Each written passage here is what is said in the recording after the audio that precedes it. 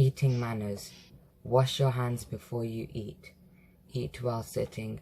Say Bismillah before eating. Eat with right hand. Eat food which is laid right in front of you. Eat with 3 fingers. Don't take out defects in food. Don't eat very hot. Lick fingers after eating food.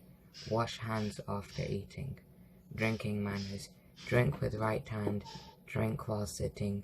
Check water before drinking. Say Bismillah before drinking. Finish water in 3 breaks. Say Alhamdulillah after drinking.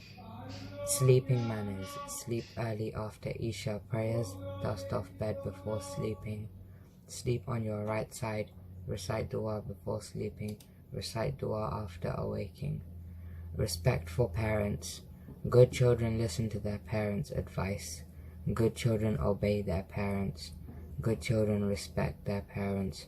Good children talk to their parents in low voice. Good children serve their parents. Respect for elders. Good children say salam to elders. Good children respect elders. Good children sit respectfully in front of elders. Good children speak in low voice in front of elders. Good children obey elders and don't misbehave. Cleanliness manners. Allah subhanahu wa ta'ala likes cleanliness. Good children clean their teeth with miswak daily. Good children play at clean place. Good children cut their nails every week. Good children cut their hair every month. Good habits. Good children always speak truth. Good children don't steal. Good children don't lie. Good children don't irritate and don't get angry. Islam. Who are you? I am a Muslim, alhamdulillah. What is your religion? My religion is Islam. What does Islam mean? Islam means peace and surrendering your will to Allah subhanahu wa ta'ala and to accept and implement the commands of Allah subhanahu wa ta'ala and the sayings of the Prophet Muhammad sallallahu alaihi wasallam.